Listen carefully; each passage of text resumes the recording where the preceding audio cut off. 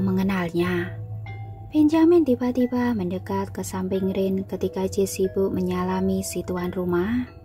Rin menggeleng. "Tidak, aku tidak mengenalnya. Tapi aku merasa wajahnya sangat familiar." "Menurutmu, dia kuliah di kampus yang sama dengan kita?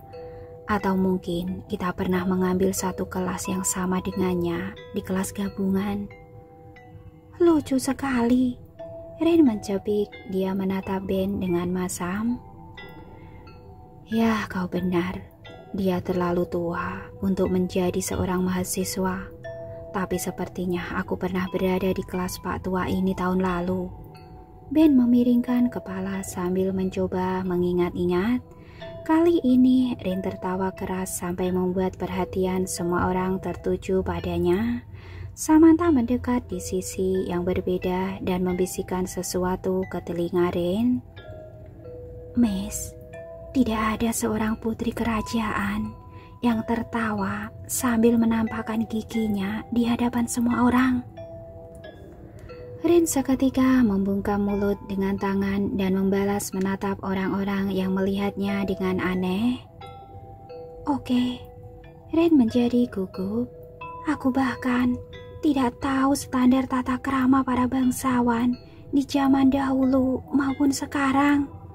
Aku akan tetap menjadi diriku sendiri, tak peduli mereka suka atau tidak. Lagi pula Sam, aku bukan putri bangsawan maupun calon bangsawan." Rin terlihat mulai kesal dan mengepaskan gaunnya.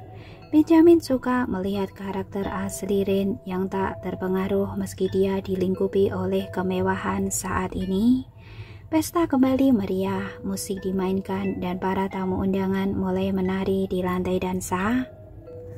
Seorang wanita berkulit pucat memakai komis logam dengan menyusun minuman di sepanjang bar. Gelas-gelas itu tinggi dan warnanya berkilau ketika diterpa cahaya lampu kristal. Dia bekerja dengan kecepatan yang sangat menakjubkan. "Semuanya menggunakan sihir," ujar Erika yang tiba-tiba datang sambil menyodorkan satu gelas berisi wain kepada Rin. Orang-orang lain di keramaian pesta itu juga sama anehnya. Ada seorang pemuda yang Rin yakin memiliki gelar bangsawan, tapi rambutnya dicat warna biru dan perak. Dia melihat sedikit norak meski pakaiannya sangat mewah. "Sepertinya mereka generasi muda," gumam Rin pada diri sendiri. Pemuda yang Rin perhatikan itu sedang mengudap sepiring ikan mentah. Gigi-giginya tajam dan runcing seperti hiu. Di samping pemuda itu ada seorang gadis dengan rambut dicat merah muda pucat sepunggung. Dia mengenakan rok gaun yang sangat bertumpuk-tumpuk dan terlihat berat. Warna gaunnya juga merah muda. Dia seperti permen kapas di mata Rin. Rin memalingkan tatapan dari pasangan aneh itu. Dia tak ingin terlihat tidak sopan. Ketika dia akan berbalik tanpa sengaja, Rin menyenggol seorang pria. Pria itu tiba-tiba menundukkan badan, meraih tangan Rin dan mencium dengan sopan seperti yang dilakukan Jess pada gadis muda sebelumnya. Rin tertegun. Dia ingin menarik tangannya, tapi kembali teringat bahwa dia berada di dunia campuran antara abad pertengahan dan modern. Dia biarkan pria itu mencium punggung tangannya dan melepasnya dengan lembut. "Suatu kehormatan bisa bertemu dengan Anda, calon ratu kerajaan Darkwood," sapa pria itu. "Perkenalkan, saya Duke of Flaming." Pria itu tersenyum dan menapakkan sepasang taringnya yang mencuat di antara bibir. Rin terkejut dan tersentak mundur. Tiba-tiba seseorang menangkuk pinggangnya dari belakang. Ketika Rin menoleh, itu adalah Jess. "Iya, Tuan Fleming dari keluarga vampir yang sudah berusia ribuan tahun. Keluarga Fleming menjaga wilayahnya dengan sangat baik selama ini." Duke Fleming membungkuk atas pujian Jess. Ren melirik ke arah Fleming dan takut-takut sambil bertanya pada Jess, apakah dia menghisap darah manusia? Jess melanjutkan pertanyaan Ren. Gelak tawa terdengar dari Duke Fleming yang masih berdiri di depan mereka. Semua vampir selalu diidentikan dengan menyesap darah manusia. Tapi tidak, kami memang mengkonsumsi darah, tapi tidak sepenuhnya, karena kami juga bisa bertahan dengan makanan manusia. Semua yang dihembuskan dalam cerita-cerita fiksi itu hanyalah kebohongan yang didramatisir. Sang tuan rumah bergabung dengan mereka. Sebenarnya, kedatangan kami ke sini bukan hanya karena undangan yang kau sampaikan melalui naga kami, ujar Jess. Tapi, kami ingin bertemu dengan... Kata-kata Jess menggantung di udara. Mawar hitam. Seru Duke Fleming memotong pembicaraan Jess dengan tuan rumah. Aku ingin bertemu dengannya. Katakan pada mawar hitam bahwa aku ingin mengajukan keluhan. Jess dan Ren menganga. Mereka sama-sama terkejut ketika mendengar pernyataan Duke Fleming. Sebenarnya mereka sendiri tidak yakin datang ke pesta itu untuk menemui siapa. Awalnya Jess dan Ren pikir si tuan rumah akan bisa menyelesaikan misteri yang menyelubungi pikiran Ren. Tapi orang lain malah menyebutkan satu nama, mawar hitam, yang tak pernah mereka duga bahwa itu adalah nama seseorang. Maaf Tuan Muda Fleming, Tuan kami sedang dalam keadaan tidak baik saat ini. Oleh karena itu, dia tidak bisa ikut berpesta, meski pesta ini diselenggarakan olehnya. Sebagai perwakilan, saya yang akan membantu menyelesaikan keluhan Anda. Ren baru menyadari bahwa sosok yang menyambut mereka hanya seorang asisten di tuan rumah. Duke Fleming yang sebelumnya terlihat sangat sopan seketika menjadi emosional. Seseorang telah dengan sengaja menyiramkan air mawar ke kereta kudaku. Sekarang kereta kudaku menjadi rusak, hancur, bahkan kudaku pun meleleh menjadi asap hitam. Meleleh? Tanya asisten tuan rumah. Mengerikan sekali. Betapa kasihannya kuda itu. Ren mencolek lengan Jess. Bagaimana seekor kuda bisa meleleh hanya karena air mawar? Jess menunduk dan membisikkan sesuatu kepada Ren. Itu adalah kuda sihir yang dibuat oleh para warlock tua. Mereka memperjualbelikan kuda-kuda sihir itu untuk menarik kereta agar tak terlihat oleh Fana. Harganya amat sangat mahal. Oleh karena itu, hanya para bangsawan yang bisa memilikinya. Termasuk kereta kuda milik kerajaan Dagut. Kecuali kereta kuda milik kerajaan Dagut. Aku sendiri yang menciptakannya, juga kuda perangku. Wow, mulut Ren membulat tanpa mengeluarkan sepatah kata pun. Kini fokus mereka kembali pada keluhan Duke Fleming dan sosok mawar hitam yang disebut-sebut sebelumnya. Aku ingin tahu siapa yang melakukannya. Duke Fleming memamerkan giginya yang bertaring panjang dan mencuat. Aku kira tuan rumahmu sudah bersumpah tidak akan mengundang manusia serigala malam ini. Asisten tuan rumah terus mempertunjukkan sikap formal dan tenangnya. Kami tidak mengundang satupun anak-anak bulan, tegas si asisten tuan rumah sambil menilai-nilai tampilan Duke Fleming yang mungkin sedang mabuk. Mereka bukan tamu kami. Oleh karena itu, sang asisten tuan rumah tersenyum menawan. Bukan tanggung jawab kami. Lanjutnya, Duke Fleming meraung dan marah sambil menunjukkan jarinya ke arah asisten pemilik rumah. Kau mau bilang Kalau sebaliknya, si asisten tuan rumah yang terlihat mulai kesal menggerakkan tangan yang sedari tadi tegak di samping tubuhnya. Gerakan tangan pria itu hampir tak disadari oleh orang lain, hanya orang yang benar-benar memperhatikan. Gerakan tangan itu mirip sekali dengan gerakan tangan Jess ketika menarik Erika dari si penjaga pintu. Pria itu mengatakan sesuatu seperti mantra-mantra, tapi tak ada suara yang keluar dari bibirnya yang bergerak. Tiba-tiba Fleming, si vampir, seperti tak bisa bernafas. Dia terlihat sangat kesakitan, sesuatu menjerat lehernya. Duke Fleming terus-menerus menggaruk-garuk leher seolah-olah ada tali yang melilit lehernya, tapi tak ada apapun di sana. Dia terus merintih kesakitan dan wajahnya semakin membiru karena tak bisa bernafas. Tuan Fleming, meskipun Anda bangsawan di sini, tapi sikap Anda sungguh tidak hormat. Kau telah melampaui sambutan dari tuanku. Sang asisten tuan rumah berkata dengan malas. Sekarang, pergilah. Dia melepaskan gerakan tangannya. Duke Fleming pun berbalik dengan keangkuhan yang tak berkurang.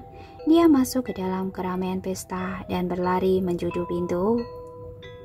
Wow, hiburan yang sangat mengesankan, ujar Jess.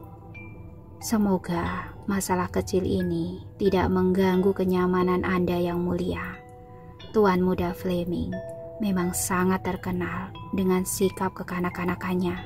Bukan sekali dua, dia selalu bersitegang dengan para anak-anak bulan. Kenapa Anda mengecualikan mengundang para manusia serigala? Dengan lancang, Rin langsung bertanya tanpa meminta persetujuan atau pendapat dari Jess. Karena mereka seperti rubah yang sangat licik. Kita tidak benar-benar tahu mereka akan berpihak pada siapa. Meski kita melatih dan memberinya makan dengan sangat baik, tapi mereka bukan anjing yang akan setia pada satu tuannya, kecuali mereka memang setia pada satu pasangannya. Ren merasakan ada kelucuan di sana.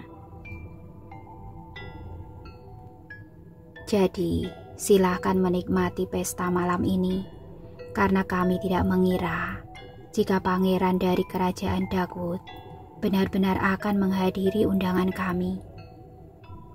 Sebenarnya, aku datang ke sini bukan untuk memenuhi undanganmu. Meskipun kau tidak mengundangku, aku tetap akan datang. Asisten pemilik rumah itu berdeham. Antarkan aku pada mawar hitam, ujar Jess dengan nada tegas.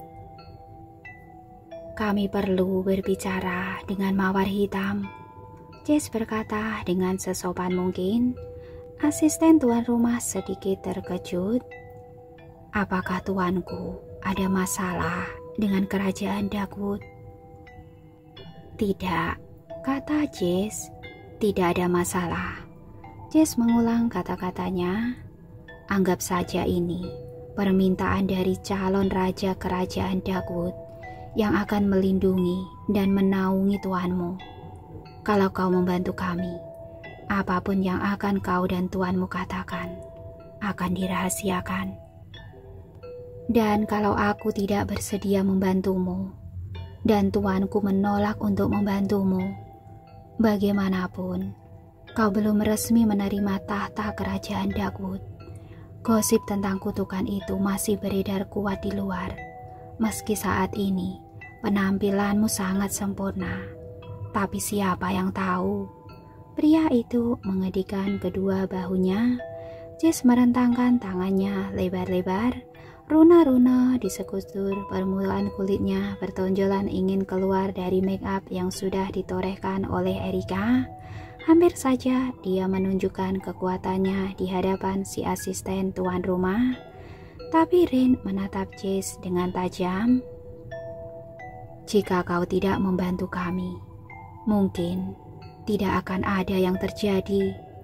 Jess menarik nafas dan menghembuskannya seolah-olah dia sedang resah. Tapi mungkin akan ada kunjungan dari kota kegelapan. Pada detik itu juga suara sang asisten tuan rumah meleleh bagian coklat batangan yang dimasukkan ke dalam panci panas.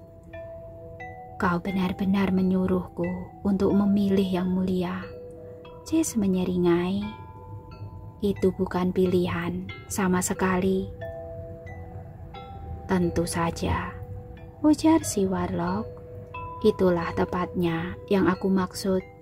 Aku sama sekali tidak punya pilihan dalam hal ini.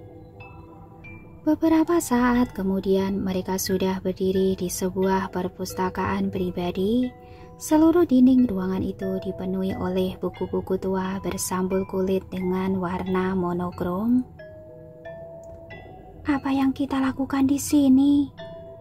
Hanya ada Jess dan Rin di sana. Para pasukan kegelapan tetap berada di tempat pesta dan mengawasi Benjamin agar tak menimbulkan masalah.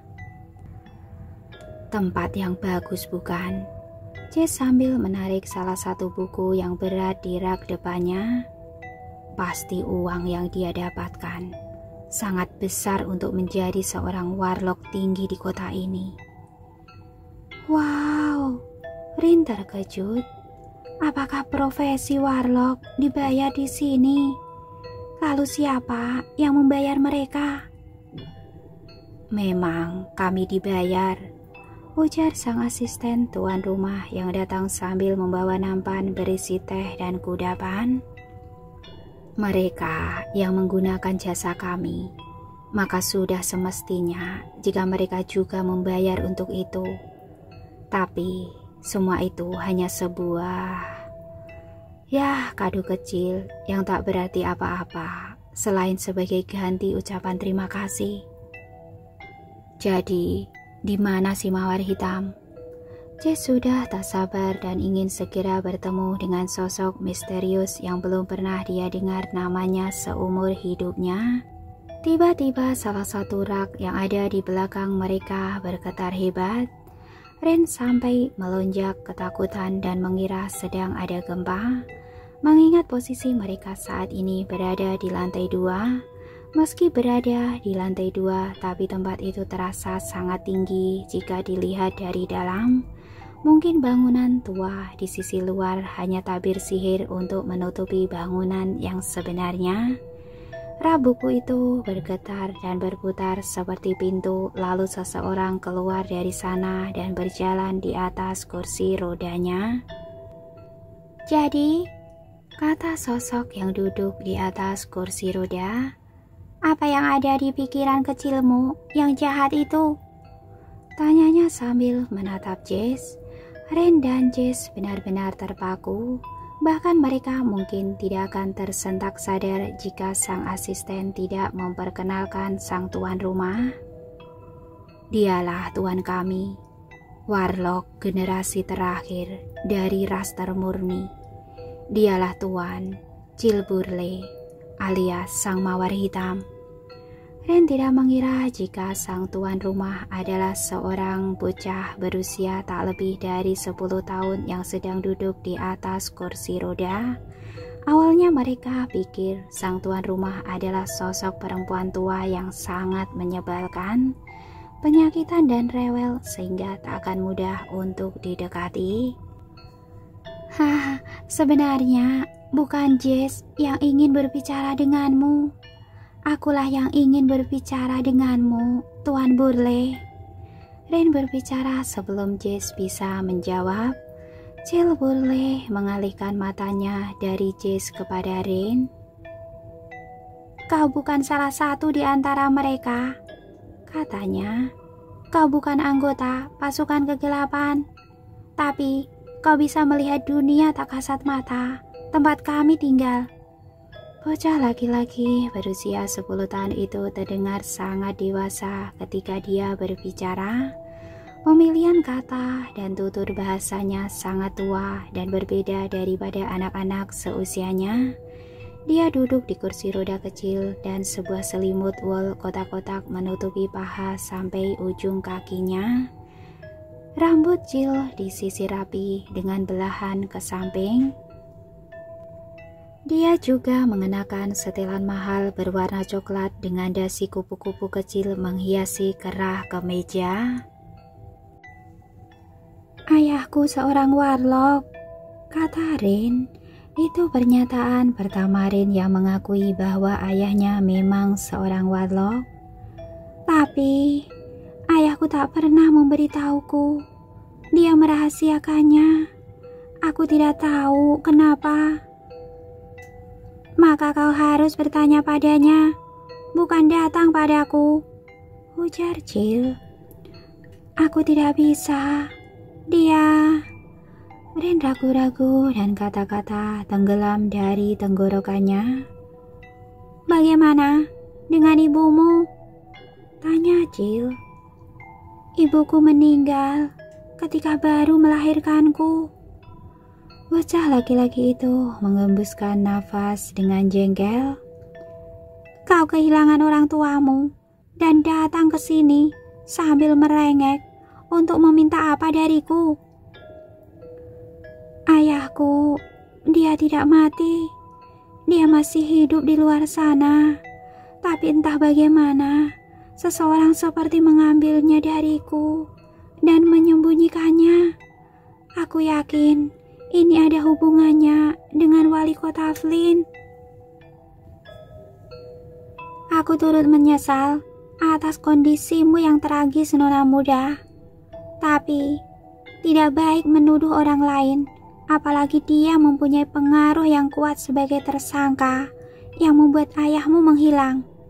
Itu bisa menjadi tuduhan dan pencemaran nama baik. Kau tahu, hukumannya sangat berat.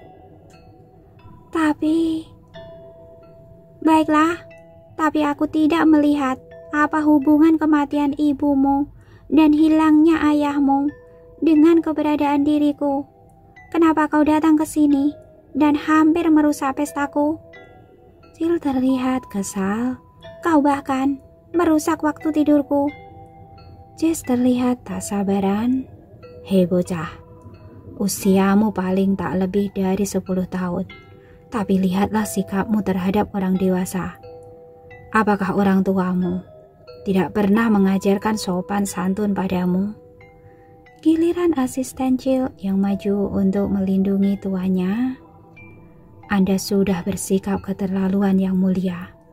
Meskipun Anda seorang raja dan tuan saya bersumpah setia pada kerajaan Anda, tapi sekarang Anda sedang berada di wilayah pribadinya. Sudah semestinya jika Anda bersikap baik padanya." "Cukup Halamon," seru Jill. Halamon si asisten sekarang mundur 2 langkah setelah menunduk ke arah Jill. Dia kembali lagi di posisinya di belakang kursi roda Jill. Jess tak sabar lagi. Seseorang menghapus ingatannya. Jadi kami mencoba pergi ke kota gelapan untuk melihat apakah pasukanku bisa mengembalikan ingatannya yang tertutup. Mereka hanya mendapatkan satu petunjuk, dan itu adalah pintu depan rumahmu." Suasana kembali muram dan tegang. Ada keheningan singkat di antara mereka. Akhirnya Jill membiarkan mulutnya melekuk ke sudut. Dia tersenyum pahit. "Aku bisa melihatnya," ujar Jill. "Apa yang kau lihat tepatnya?" tanya Rin. "Sesuatu yang menutupi pikiranmu."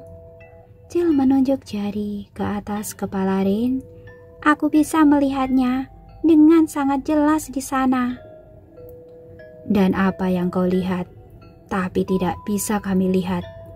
desis Jess.